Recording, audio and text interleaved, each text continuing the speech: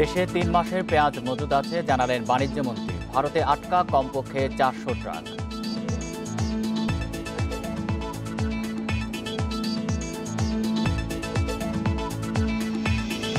সব আসনে যাত্রী নিয়ে ট্রেন চলাচল শুরু, টিকিট মিলছে কাউন্টারে। করোনার স্বাস্থ্যবিধি নিয়ে সংশয়।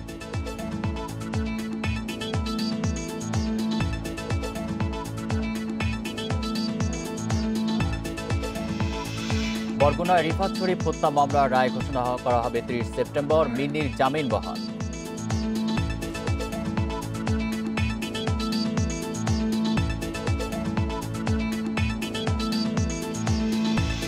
মানিকগঞ্জে অবৈধভাবে বালু তোলার অভিযোগ, প্রভাবশালীদের বিরুদ্ধে ব্যবস্থা নিচ্ছে না প্রশাসন।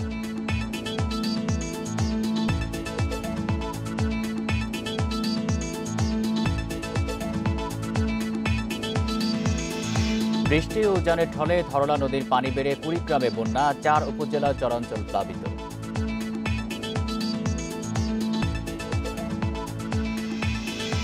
স্বাগত সমগ্র বাংলাদেশে, আপনাদের সাথে আছি আমি আলী আশরাফ। শুনছিলেন শিরোনাম, এবার বিস্তারিত।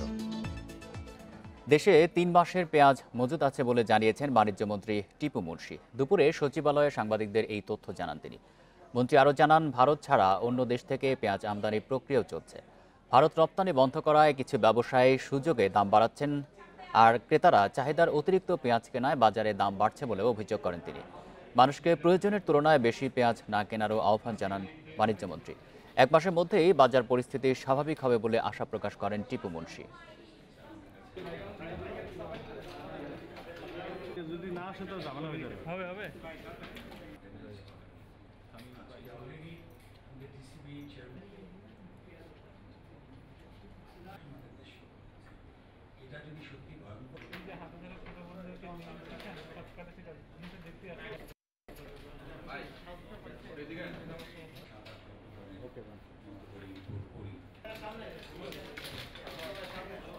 চার লক্ষ টন আমাদের আনতে হবে। এখন ভারত বন্ধ করে দেওয়ার কারণে আমরা চেষ্টা করছি অল্টারনেটিভ মার্কেট থেকে আনার জন্য। গতবারের বন্ধ করার পরে আমাদের অভিজ্ঞতা বাইরে থেকে আনার, সেটা মিয়ানমার থেকে এসছে, বড় পরিমাণ আসছে টার্কি থেকে, ইজিপ্ট থেকে এসছে, চায়না থেকে এসছে, আরও কয়েকটা দেশ থেকে কম বেশি এসছে। তো সেই অভিজ্ঞতার আলোকে আমরা এই বন্ধ করার সাথে সাথেই আমরা অন্য মার্কেটগুলো এক্সপ্লোর করার চেষ্টা করছি। ভারত থেকে পেঁয়াজ আসার খবরেও কমছে না বাজারে অস্থিরতা। আজও রাজধানীর বাজারে বেড়েছে পেঁয়াজের দাম। মঙ্গলবারের চেয়ে খুচরায় ৫ টাকা বেড়ে কারওয়ান বাজারে ৯৫ টাকা বিক্রি হচ্ছে দেশি পেঁয়াজ, আর পাইকারিতে বিক্রি হচ্ছে ৮৫ টাকায়। ক্রেতাদের অভিযোগ, মজুত করার মাধ্যমে কৃত্রিম সংকট তৈরি করে পেঁয়াজের দাম বাড়াচ্ছেন অসাধু বিক্রেতারা। আর আমদানি করা ভারতীয় পেঁয়াজের পাইকারি দাম ৬০ টাকা এবং খুচরায় বিক্রি হচ্ছে ৬৫ টাকা করে। এদিকে পেঁয়াজের দাম নিয়ন্ত্রণে আজও অভিযান পরিচালনা করবে ভোক্তা অধিকার সংরক্ষণ অধিদপ্তর। এ সময় ৫ আড়তদারকে ৯৫,০০০ টাকা জরিমানা করা হয়েছে।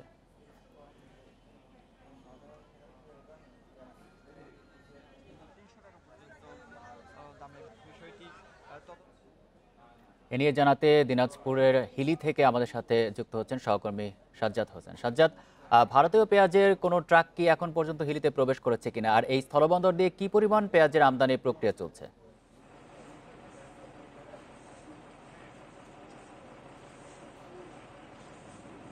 জি, আপনাকে ধন্যবাদ। আপনি জানেন যে সোমবার থেকে ভারত বাংলাদেশে পেঁয়াজ রপ্তানি বন্ধ করে দিয়েছে এবং তারপর থেকে কিন্তু কোনো পেঁয়াজ বাংলাদেশে প্রবেশ করেনি। তো আমি এখন দাঁড়িয়ে রয়েছি হিলি স্থলবন্দরে। তো মঙ্গলবার সন্ধ্যায় সে দেশের সরকার মৌখিকভাবে একটি নির্দেশনা দিয়েছিল যে ভারত অভ্যন্তরে যেসব পাইপলাইনে যেসব পেঁয়াজের গাড়ি দাঁড়িয়ে রয়েছে সেগুলো বাংলাদেশে তারা রপ্তানি করবেন। কিন্তু এখন পর্যন্ত সে দেশের কাস্টমসের কাছে লিখিত কোনো চিঠি না আসার কারণে তারা কিন্তু কোনো পেঁয়াজ বাংলাদেশে এখন পর্যন্ত তারা রপ্তানি করেননি। তো ভারত অভ্যন্তরে পাইপলাইনে প্রায় শতাধিক পেঁয়াজের গাড়ি রয়েছে, যার পরিমাণ প্রায় ১,০০০ মেট্রিক টনের মতো। তো তার মধ্যে টেন্ডার পাস হয়েছে প্রায় ৭০ থেকে ৮০ গাড়ি। তো ধারণা করা হচ্ছে যে ভারত অভ্যন্তরে কাস্টমসের কাছে রপ্তানি অনুমতিপত্র লিখিতভাবে আসলে তারা হয়তো রপ্তানির সুযোগ করে দেবেন এবং তারপরে মূলত হিলি স্থলবন্দর দিয়ে পেঁয়াজটা আমদানি শুরু হবে। আপনাকে আরেকটি বিষয় জানিয়ে রাখি, আমি কিছুক্ষণ আগে কিন্তু আমদানিকারকদের সঙ্গে কথা বলেছি এবং তাদের কাছে জানার চেষ্টা করেছিলাম যে আসলে ভারত অভ্যন্তরে পাইপলাইনে কি পরিমাণ পেঁয়াজ তাদের আটকা রয়েছে। তো তারা একটি ধারণা দিয়েছেন যে প্রায় 250 থেকে 300 গাড়ি কিন্তু পেঁয়াজ বাংলাদেশ প্রবেশের অপেক্ষায় কিন্তু পাইপ লাইনে দাঁড়িয়ে রয়েছে। এছাড়াও তাদের প্রায় 10,000 মেট্রিক টন কিন্তু এলসি করা রয়েছে। যে 250 থেকে 300 গাড়ি রয়েছে তার মধ্যে প্রায় 100 গাড়ির টেন্ডার তারা ইতিমধ্যে পাশ করিয়ে নিয়েছেন পূর্বের মূল্য। অর্থাৎ এসব গাড়ি যদি বাংলাদেশে প্রবেশ শুরু করে তাহলে পূর্বের যে 300 বা 400 ডলার এলসি করেছিলেন সেই মূল্যে কিন্তু বাংলাদেশে প্রবেশ করবে। তাহলে সর্বশেষ আমি হিলি স্থলবন্দরে দাঁড়িয়ে রয়েছি, ভারতীয় ব্যবসায়ীদের সঙ্গে কথা বলার চেষ্টা করেছিলাম। তো তারাও কিন্তু সেই লিখিত চিঠির জন্য তারাও কিন্তু অপেক্ষা করছেন এখানে। তো বর্তমানে তারা কাস্টমসে অবস্থান করছেন এবং কাস্টমসের সেই লিখিত যখন চিঠিটা আসবে তারপর হয়তো মূলত পেঁয়াজ রপ্তানিটা বাংলাদেশে শুরু হবে। কিন্তু এখন পর্যন্ত কোনো পেঁয়াজের গাড়ি বাংলাদেশে প্রবেশ করেনি। তো এই ছিল হিলি থেকে সর্বশেষ অবস্থা। হিলি থেকে জানাচ্ছিলেন সহকর্মী সাজ্জাদ হোসেন। আমরা এবার চাঁপাইনবাবগঞ্জে পরিস্থিতি জানবো, সেখান থেকে আমাদের সাথে যুক্ত আছেন সহকর্মী ফয়সাল মাহমুদ। ফয়সাল, চাঁপাইনবাবগঞ্জে কি ভারতীয় পেঁয়াজের ট্রাক প্রবেশ করা শুরু করেছে কিনা? জি না, আসলে কালকে গণমাধ্যমের মাধ্যমে আসলে এখানকার ব্যবসায়ী এবং কাস্টমস কর্তৃপক্ষ জেনেছেন যে ভারতীয় কর্তৃপক্ষ আসলে যে আগের যে এলসি করা পেঁয়াজ সেই পেঁয়াজগুলো দিবে, অর্থাৎ চাঁপাইনবাবগঞ্জের সোনামুজি স্থল বন্দরের ওই পারে মহদীপুর স্থল বন্দরে যে পেঁয়াজবাহী ট্রাকগুলো আটকে আছে সেই পেঁয়াজবাহী ট্রাকগুলো সোনামুজি স্থল বন্দরে প্রবেশ করবে, এরকম আসলে গণমাধ্যমে খবরে শুনেছেন এখানকার আমদানিকারক এবং কাস্টমস কর্মকর্তারা। তবে এখন পর্যন্ত আসলে তারা লিখিত কোনো নির্দেশনা পাননি এমনটাই জানিয়েছেন। আমি কিছুক্ষণ আগে কথা বলেছিলাম চাঁপাইনবাবগঞ্জের যে সোনামুজি স্থল বন্দর রয়েছে তার যে পোর্ট ম্যানেজার রয়েছে মাইনুল ইসলামের সঙ্গে, তিনি যেটা বলছেন যে তারাও সকাল থেকে শুনছেন এবং তারা সব ধরনের প্রস্তুতিও নিয়ে রেখেছেন যে পেঁয়াজ আজকে হয়তো ঢুকবে, কিন্তু এই বিকাল হয়ে যাচ্ছে এখন পর্যন্ত একটি গাড়িও প্রবেশ করেনি। আমি আরো কথা বলেছিলাম চাঁপাইনবাবগঞ্জের যে আমদানি রপ্তানিকারক গ্রুপ আছেন তাদের সাধারণ সম্পাদক তৌফিকুর রহমান বাবুর সঙ্গে। তিনি যেটা বলছেন যে তারা আসলে ভারতীয় রপ্তানিকারকদের সঙ্গে দফায় দফায় যোগাযোগ করছেন এবং দফায় দফায় তারা কথা বলছেন। তো ভারতীয় রপ্তানিকারকদের পক্ষ থেকে যেটা বলা হচ্ছে যে এখনো তারা অনুমোদন হয়েছে, মানে আগের এলসি করা যে পেঁয়াজগুলো আছে সেই পেঁয়াজগুলো পাঠাবে, কিন্তু এখনো তারা আসলে লিখিত কোনো নির্দেশনা পায়নি। লিখিত নির্দেশনা পেলেই হয়তো তারা গাড়িগুলো বাংলাদেশে পাঠাবে। চাঁপাইনবাবগঞ্জ থেকে জানাচ্ছিলেন সহকর্মী ফয়সাল মাহমুদ। রপ্তানির অনুমতির পর ভারতের বিভিন্ন স্থলবন্দরে বাংলাদেশে প্রবেশের অপেক্ষা রয়েছে পেঁয়াজ ভর্তি অন্তত 400 ট্রাক ও ট্রেনের 126টি বগি। মঙ্গলবার ভারত সরকার আগের এলসি করা পেঁয়াজ রপ্তানির অনুমতি দিলেও তা নিয়ে দেখা দিয়েছে অনিশ্চয়তা। এদিকে দীর্ঘ সময় ট্রাক আটকে থাকায় পেঁয়াজ পচে যাওয়ার আশঙ্কা আমদানিকারকদের।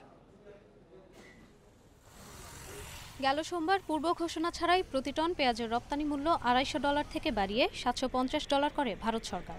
ফলে ওই দিন থেকেই বেনাপোল সহ দেশের সব স্থলবন্দর দিয়ে বন্ধ হয়ে যায় পেঁয়াজ আমদানি। কিন্তু মঙ্গলবার রাতে আগের এলসিতে কেনা পেঁয়াজ রপ্তানির অনুমতি দেয় ভারত। বুধবার সকাল থেকে এসব পেঁয়াজ দেশে আসার কথা থাকলেও ভারতীয় কাস্টমসের ছাড়পত্র না পাওয়ায় শেষ পর্যন্ত কোনো ট্রাক প্রবেশ করেনি। এ নিয়ে কোনো নির্দেশনা পায়নি বলেও জানায় বেনাপোল বন্দর কর্তৃপক্ষ। বেনাপোল বন্দরের ওপারে পেঁয়াজ নিয়ে 5টি ট্রাক ও ট্রেনের 126টি বগি আটকে আছে বলে জানিয়েছেন আমদানিকারকরা। এসব পেঁয়াজ দ্রুত সরবরাহ না হলে পচে গিয়ে লোকসানের আশঙ্কা ব্যবসায়ীদের। অফিস চলছে, একটা অর্ডার বেরিয়েছে, গাড়ি কি পরিমাণ গাড়ি দাঁড়িয়ে আছে তালিকা করো, বিদেশে রপ্তানির জন্য কি পরিমাণ গাড়ি বন্দরে এলাকায় আছে সেই গাড়ির একটা হিসাব নিকাশ চলছে। সাতক্ষীরার ভোমরা স্থলবন্দরের ওপারে আটকে আছে পেঁয়াজবাহী 165টি ট্রাক। ব্যবসায়ীরা জানান আগের এলসি করা পেঁয়াজের মূল্য টন প্রতি $262 মার্কিন হলেও বর্তমানে তা $300 দাবি করছেন ভারতের ব্যবসায়ীরা। গেট পাস নেওয়ার পরে পেঁয়াজটি দিচ্ছে না, তখন ওরা ওখান থেকে আমাদেরকে জানানো হয়েছে যে কাস্টম কমিশনার এবং ডেপুটি কমিশনার যত সময় পর্যন্ত অনুমোদন না করবে তত সময় পর্যন্ত পেঁয়াজ বাংলাদেশে প্রবেশ করবে না। এদিকে চাঁপাইনবাবগঞ্জের সোনা মসজিদ স্থলবন্দরের ওপারে পেঁয়াজবাহী 200 ট্রাক এবং হিলি স্থলবন্দরের ওপারে আরও অন্তত 40টি ট্রাক আটকে আছে বলে জানিয়েছেন আমদানিকারকরা। Ishrat Suma, Independent News. এদিকে ভারত রপ্তানি বন্ধের পর চট্টগ্রাম বন্দর দিয়ে 6 দেশ থেকে প্রায় 48,000 টন পেঁয়াজ আমদানির অনুমতিপত্র নিয়েছেন ব্যবসায়ীরা। তবে এসব পেঁয়াজ বাজারে আসতে সময় লাগবে কমপক্ষে 2 সপ্তাহ। এদিকে রপ্তানি বন্ধের পর দেশের সবচেয়ে বড় ভোগ্যপণ্যের পাইকারি বাজার খাতুনগঞ্জে বাড়ছে পেঁয়াজের দাম। 40 টাকার পেঁয়াজ 4-5 ঘন্টার ব্যবধানে বিক্রি হয় 70 টাকায়। বাজার স্থিতিশীল করতে ভারত ছাড়া অন্য দেশ থেকে 30,812 টন পেঁয়াজ আনতে মঙ্গলবার আমদানি অনুমতিপত্র খোলা হয়েছে। বুধবার আরও প্রায় 17,000 টন পেঁয়াজ আমদানি অনুমতিপত্র খোলা হয়েছে। চট্টগ্রাম বন্দরের হিসাব বলছে চলতি অর্থ বছরে এখন পর্যন্ত চট্টগ্রাম বন্দর ও টেকনাফ স্থলবন্দর দিয়ে মোট পেঁয়াজ আমদানি হয়েছে 1082 টন।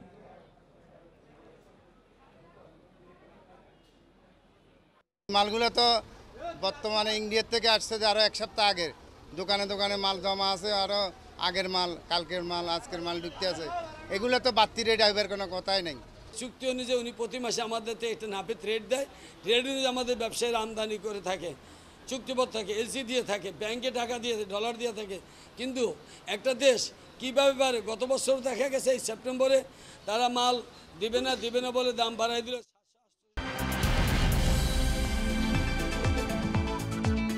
ট্রেন চলাচল শুরু হলেও স্বাস্থ্যবিধি সঠিকভাবে মানা হচ্ছে না বলে অভিযোগ রয়েছে।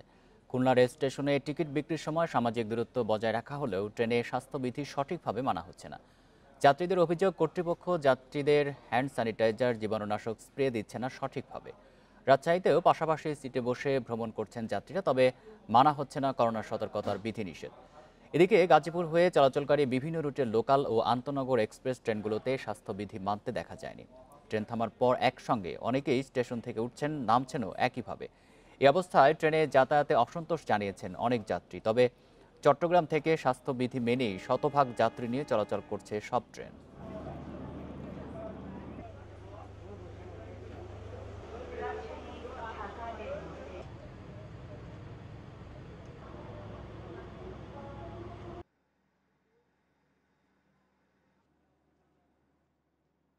হ্যান্ড স্যানিটাইজেশন এবং জীবাণুনাশকের জন্য কোনো ব্যবস্থা আমার চোখে পড়ে নাই। এত তাড়াতাড়ি এটা সিদ্ধান্ত নেওয়াটা ঠিক হয় নাই মনে হয়, কারণ দেখেন অনেকেই মাস্ক ব্যবহার করতেছে না, হাত গ্লাভস ব্যবহার করতেছে না। আরও জানাতে খুলনা থেকে যোগ দিচ্ছেন সহকর্মী অভিজিৎ পাল। অভিজিৎ, আসন সংখ্যার শতভাগ যাত্রী নিয়ে খুলনায় ট্রেন চলাচলে কি অবস্থা, আর ট্রেনের স্বাস্থ্যবিধির বিষয়ে যাত্রী আর কর্তৃপক্ষ কি বলছেন? প্রায় 4 মাস পরে আজকে আসন সংখ্যা শতভাগ নিয়ে কিন্তু আসলে খুলনা থেকে হলুদপুর স্বাস্থ্যবিধি মানার ক্ষেত্রে যেমন সাধারণ যাত্রীদের ভিতরে তেমন কোনো আগ্রহ নাই, তেমনি এই স্বাস্থ্যবিধি যাতে সাধারণ যাত্রীরা মেনে চলে সেটি বাধ্য করতে আসলে যে ধরনের প্রক্রিয়া থাকা উচিত সেই প্রক্রিয়াটা কিন্তু রেল কর্তৃপক্ষেরও চোখে পড়েনি। আমি যদি আপনাকে একটু খুলনা রেল স্টেশনের এই প্ল্যাটফর্মটি দেখাই, যে এই প্ল্যাটফর্মে যে পুলিশ সদস্যরা দাঁড়িয়ে বসে আছেন, সেই পুলিশ সদস্যরা তারাও কিন্তু এখন পর্যন্ত তাদের মুখে কিন্তু কোনো মাস্ক নাই, এবং আমরা এসে দেখেছি তারা কিন্তু এই অবস্থায় বসে আছেন। এবং প্ল্যাটফর্মে ছড়িয়ে ছিটিয়ে আছে যাত্রী সহ আশপাশের লোকজন, তারা ছড়িয়ে ছিটিয়ে বসে আছেন, এবং যারা বসে আছেন তাদের অধিকাংশ মুখেই কিন্তু কোনো প্রকার মাস্ক বা কোনো ধরনের সামাজিক দূরত্বের যে বিষয়টি, সেই বিষয়টি কিন্তু আসলে দৃশ্যমান হয়নি। আমরা অবশ্য এই বিষয়ে কিছুক্ষণ আগে আমরা এখানকার rail station master Manikchandra Saha, আমরা তার সঙ্গে কথা বলেছি, এবং তিনি যেটা বলেছেন যে স্বাস্থ্যবিধি মানার জন্য যে দূরত্ব বজায় রাখা দরকার তার জন্য তারা দাগ কেটে রেখেছেন, তেমনি তারা এই স্বাস্থ্যবিধি মানার ক্ষেত্রে হাত ধোয়ার জন্য হাত ধোয়ার ব্যবস্থা করেছেন, স্প্রে টানেল করেছেন, সবকিছুই তারা করেছেন। কিন্তু সেই বিষয়গুলোকে আসলে তদারকি করার জন্য কর্তৃপক্ষের যে ধরনের কার্যক্রম, সেই কার্যক্রমটি আসলে চোখে পড়ে। তবে তারা বলছেন যে তিনি দাবি করেছেন যে স্বাস্থ্যবিধি মানার জন্য আসলে যে সকল প্রক্রিয়াগুলো রয়েছে সেই প্রক্রিয়াগুলো কিন্তু তারা যতটুকু সম্ভব মানার চেষ্টা করছেন, বা সেই প্রক্রিয়াগুলো মেনে তারা তাদের ট্রেনে যে যাতায়াত, সেই যাতায়াতটি করছেন। আর সাধারণ যাত্রীদের মধ্যে কিন্তু এই বিষয়ে যে অনীহাটি রয়ে গেছে, এবং তারা কিন্তু স্বাস্থ্যবিধির আসলে কোনো কিছুই তারা মানেননি। তারা না নির্দিষ্ট স্থানে যে জায়গাগুলোতে দাগ কেটে দেওয়া হয়েছে দাঁড়ানোর জন্য, সেই জায়গাগুলোতে তারা দাঁড়াননি। শুধুমাত্র কয়েকজন মাস্ক পরেছেন তো কয়েকজন মাস্ক পরেননি, কয়েকজন হাত ধরছেন তো কয়েকজন হাত ধরছেন না। এই অবস্থার ভিতর দিয়ে কিন্তু যাত্রীরা যাতায়াত করছেন। কিছুক্ষণ আগে এই স্টেশন থেকে রাজশাহীর উদ্দেশ্যে কিন্তু একটি ট্রেন চলে গেছে, এবং সেই ট্রেনে আমরা যাত্রীদেরকে দেখেছি আসলে স্বাস্থ্যবিধি মানার ক্ষেত্রে তাদের ভিতরে একটি অনীহা, তাদের ভিতরে সেই বিষয়টি কিন্তু আসলে লক্ষ্য রয়েছে। এবং যাত্রীদের যেমন অনীহা রয়েছে, তেমনি কিন্তু আসলে রেল কর্তৃপক্ষের আসলে যে ধরনের ব্যবস্থা থাকা উচিত, যে ধরনের তদারকি থাকা উচিত, মূলত সেই তদারকি কিন্তু নাই। স্বাস্থ্যবিধি মানার ক্ষেত্রে যে সকল সামগ্রী প্রয়োজন, সেই সামগ্রীগুলোর উপস্থিতি রেল স্টেশনে রয়েছে, কিন্তু সেগুলো ব্যবহারের জন্য যাত্রীদেরকে বাধ্য করার জন্য যে ধরনের তদারকি থাকা প্রয়োজন, সেই তদারকির অভাবটা রয়েছে। আর সাধারণ যাত্রীর মধ্যে স্বাভাবিকভাবে সর্বত্র এখন যে অবস্থাটা বিরাজ করছে, আসলে স্বাস্থ্যবিধি মানার ক্ষেত্রে সাধারণ যাত্রীদের মধ্যে কোনো ধরনেরই কোনো আগ্রহ কিন্তু দেখা যায়নি। এবং এইভাবেই কিন্তু আজকে প্রায় 4 মাস পরে শতভাগ যাত্রী নিয়ে খুলনা থেকে বিভিন্ন রুটে আপনার ট্রেন চলাচল শুরু হয়েছে। খুলনা থেকে জানাচ্ছিলেন সহকর্মী অভিজিৎ পাল। দেশে করোনায় আরও 21 জনের মৃত্যু হয়েছে, এর মধ্যে পুরুষ 16 এবং নারী 5 জন। এ নিয়ে মোট প্রাণহানি হল 4823 জনের। 94টি ল্যাবে 24 ঘন্টায় 13,360 নমুনা পরীক্ষায় করোনা শনাক্ত হয়েছে 1,615 জনের। পরীক্ষা বিবেচনায় শনাক্তের হার 12.09%। বুধবার স্বাস্থ্য অধিদপ্তরের বিজ্ঞপ্তিতে জানানো হয়, দেশে এ পর্যন্ত মোট করোনায় আক্রান্ত 3,42,671 জন, সুস্থ হয়েছেন আরও 2,375 জন। এ নিয়ে মোট সুস্থ 2,47,969 জন।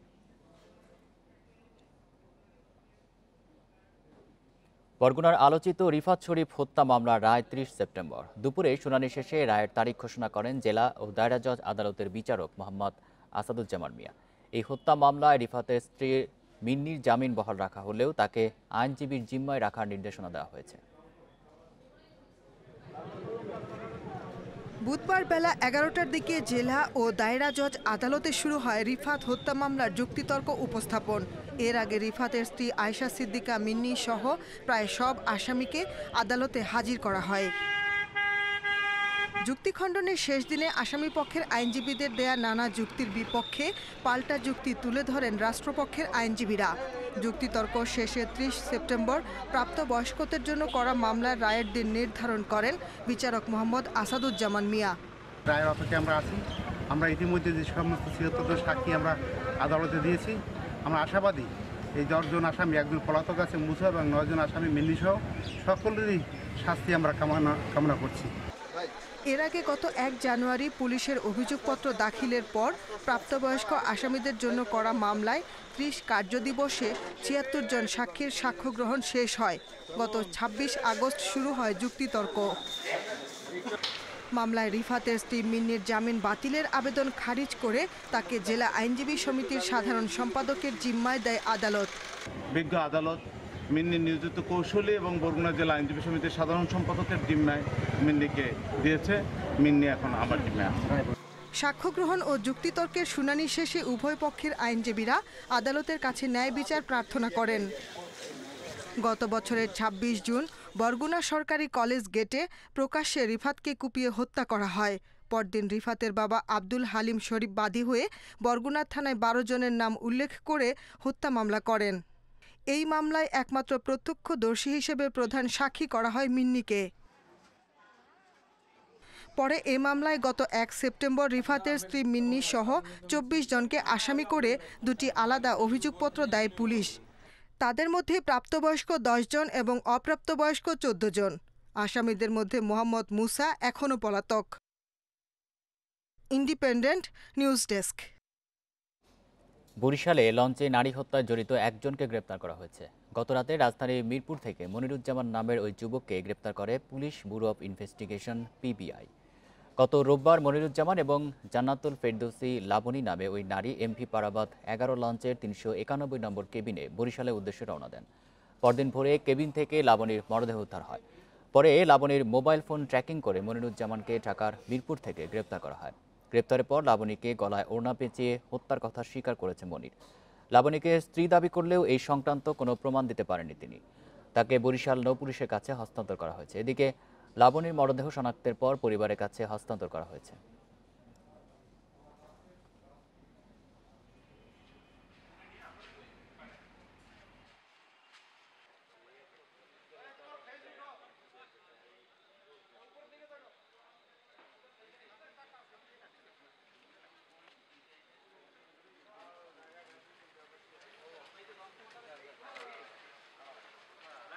আসামি প্রাথমিক জিজ্ঞাসাবাদে তিনি যে হত্যাটা করিয়েছেন সেটা স্বীকার করেছেন।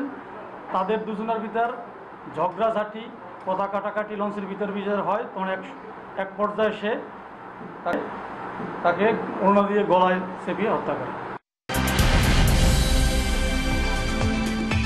টাঙ্গাইলের মধুপুরে গারো কৃষিজীবী বাসন্তী রেমার কলাবাগান কেটে ফেলার প্রতিবাদে বিক্ষোভ মিছিল ও সমাবেশ করেছেন আদিবাসীরা।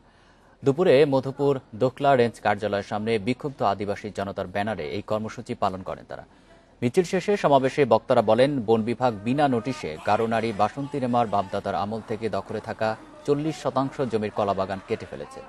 তাদের অভিযোগ, eco park, eco tourism, reserve forest ও সামাজিক বনায়নের নামে আদিবাসীদের উচ্ছেদের ষড়যন্ত্র হচ্ছে। মানববন্ধন ও প্রতিবাদ সমাবেশে মধুপুর এলাকায় গারো সম্প্রদায়ের বিভিন্ন শ্রেণী পেশার লোকজন অংশগ্রহণ করে।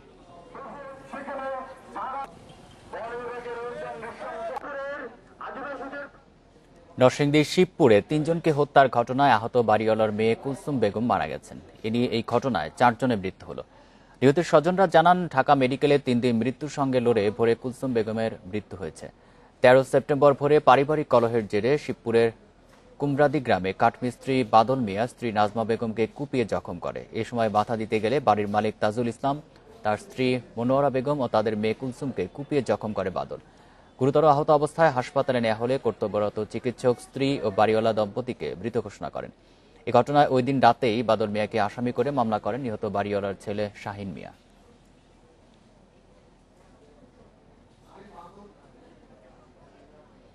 কুষ্টিয়ার মিরপুরে গৃহবধূ তাসনিম মিম হত্যায় জড়িতদের বিচার চেয়েছেন স্থানীয়রা। সকালে উপজেলার কচুয়াদহ গ্রামে মানববন্ধন করেন মিমের বিক্ষুব্ধ স্বজন ও এলাকাবাসী। এ সময় হত্যায় জড়িতদের ফাঁসি দাবি করেন তারা। মিমের পরিবারের দাবি, এই ঘটনায় দৌলতপুর থানায় অভিযোগ করা হলেও এখনও মামলা নেয়নি পুলিশ। নিহতের স্বজনরা জানান, 2016 সালের সেপ্টেম্বরে দৌলতপুরে এজাজ আহমেদ বাপ্পির সঙ্গে বিয়ে হয় মিরপুর উপজেলার তাসনিম মিমের। বিয়ের কিছুদিন পর থেকেই যৌতুকের দাবিতে মিমের ওপর নির্যাতন চালায় শ্বশুরবাড়ির লোকজন। 2 সেপ্টেম্বর মোটর সাইকেল চেয়ে মিমকে পিটিয়ে আহত করে কুষ্টিয়া জেনারেল হাসপাতালে ভর্তি করা হয়। পরে অবস্থার অবনতি হলে ঢাকা মেডিকেল কলেজ হাসপাতালে ভর্তি করা হয়। সেখানে 13 দিন আইসিইউতে থাকার পর মঙ্গলবার ভোরে মারা যান মিম।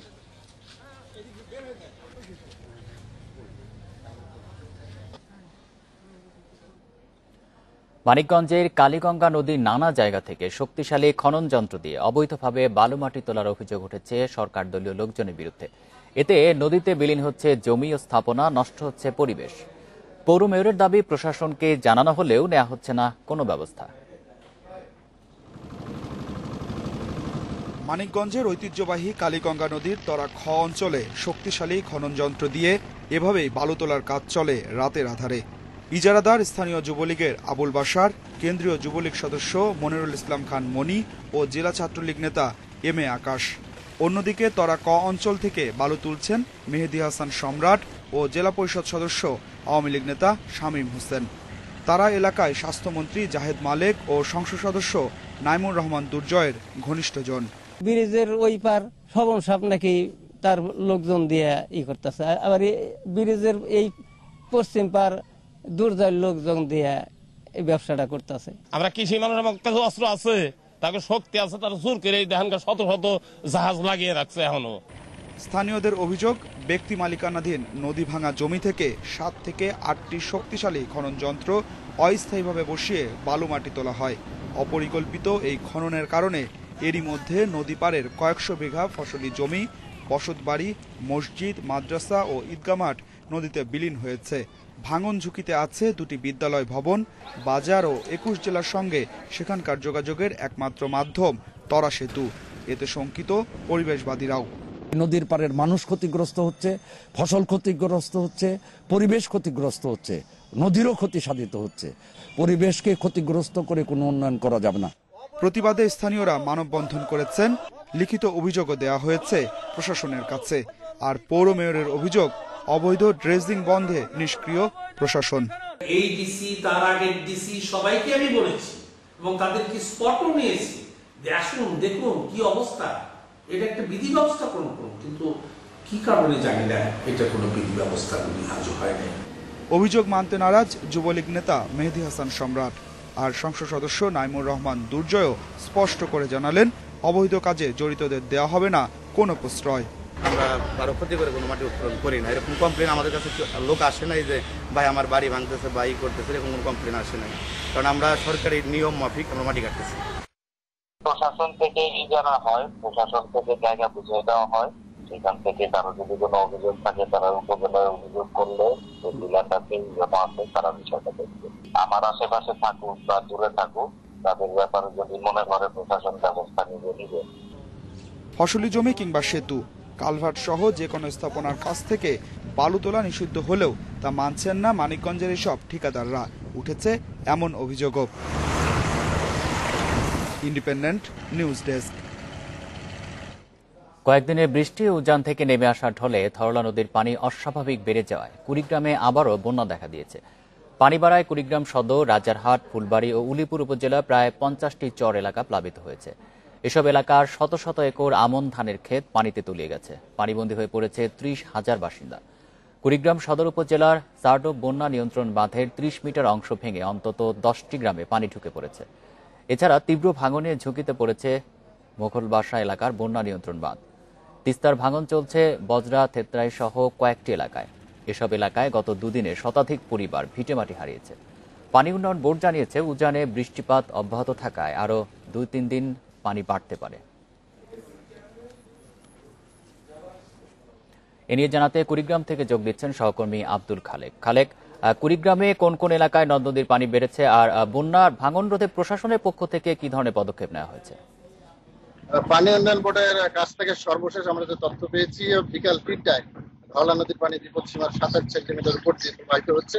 তো পানি বৃদ্ধির এই হার কিন্তু অব্যাহত রয়েছে এবং পানি উন্নয়ন বোর্ডের কর্মকর্তা যেটি ধারণা দিয়েছেন যে উজানে বৃষ্টিপাত অব্যাহত থাকার কারণে পানি আরো কিন্তু বাড়বে এবং এরপরে হয়তো কমার একটা সম্ভাবনা আছে। তবে অন্যান্য যে নদ নদীগুলো রয়েছে, ব্রহ্মপুত্র, দুধকুমার, তিস্তা, সেগুলোতে কিন্তু পানি বৃদ্ধি অব্যাহত রয়েছে এবং পানি বাড়ার সাথে সাথে বিভিন্ন এলাকায় যে আমনের ক্ষেত সেগুলো কিন্তু তলিয়ে গেছে এবং ঘরবাড়িতে পানি উঠতে শুরু করেছে।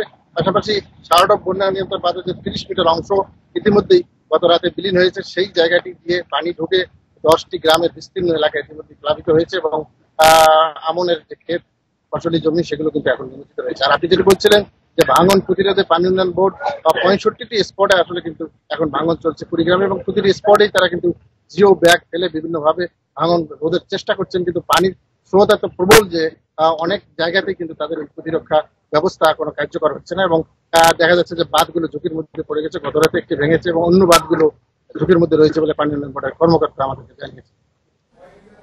কুড়িগ্রাম থেকে জানাচ্ছিলেন সহকর্মী আব্দুল খালেক। সিরাজগঞ্জে জাতীয় জুট মিল সহ বন্ধ হয়ে যাওয়া দেশের 25টি পাটকল আবার চালু ও শ্রমিক কর্মচারীদের সব মজুরি পরিশোধের দাবিতে গণ অবস্থান ও সমাবেশ অনুষ্ঠিত হয়েছে। সকালে জাতীয় জুট মিলের ১ নম্বর গেটের সামনে শ্রমিক কর্মচারী সমন্বয় পরিষদের আয়োজনে এই গণ অবস্থান ও সমাবেশ কর্মসূচি পালিত হয়। প্রায় ঘণ্টাব্যাপী কর্মসূচিতে মিলের শ্রমিক নেতৃবৃন্দ বক্তব্য দেন।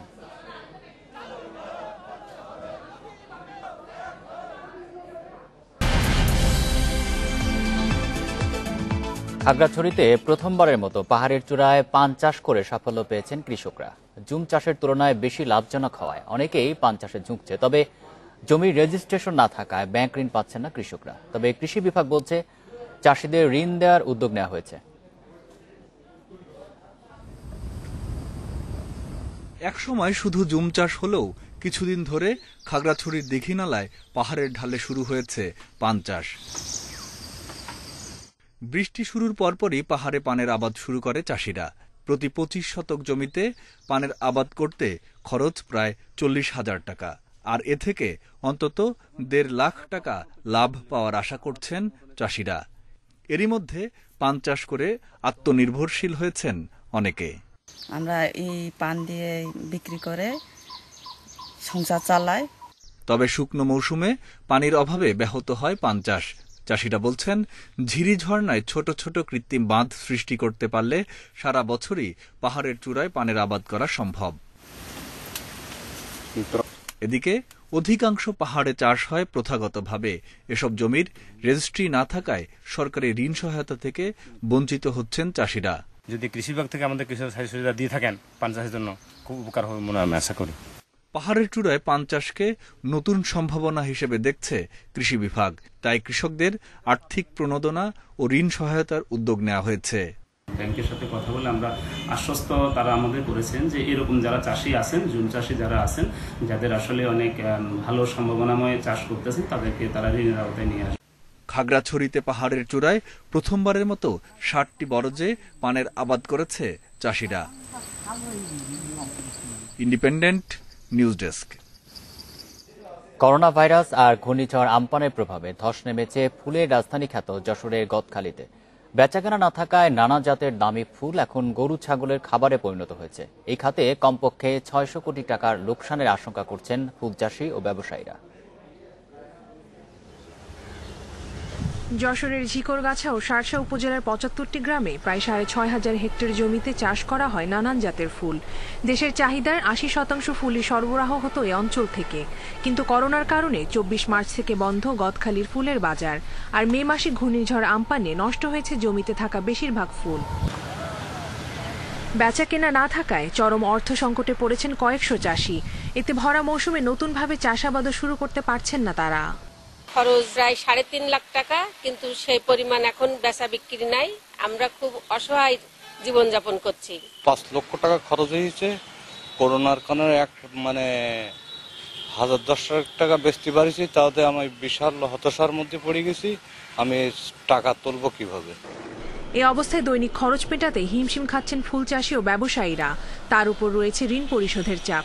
তাই সরকারি সহায়তার দাবি জানিয়েছেন চাষিরা। এত পরিমাণ ফুলের ধস নেমেছে যে কি বলবো, আমাদের সংসার চালানো দুর্বিষহ হয়ে উঠেছে। এখন যে আমরা কোন হালে আছি, কি অবস্থায় আছি, এটা কি করে বেচা কেনা না হলে বুঝবো। বেচা কেনা হলে তবে যে আমাদের ঘাটতি পূরণ হবে। কৃষকদের পাশে সরকারিভাবে একটি কৃষি প্রণোদনার যে বাজেটটা হয়েছিল সেটা দেওয়ার প্রয়োজন আছে, এবং দিলে তারা কিন্তু ঘুরে দাঁড়াতে পারবে এবং যে ক্ষয়ক্ষতি হয়েছে সেটা পুষিয়ে নিতে পারবে। ফ্লাওয়ার সোসাইটির হিসেবে দেশের ফুলের বাজারে বছরে লেনদেন হয় 1,500 কোটি টাকা। Independent News desk. এই ছিল সমগ্র বাংলাদেশে ইন্ডিপেন্ডেন্ট টেলিভিশনের সব খবরের আরো বিস্তারিত জানতে চোখ রাখুন ফেসবুক, ইউটিউব এবং টুইটারে। ধন্যবাদ সবাইকে।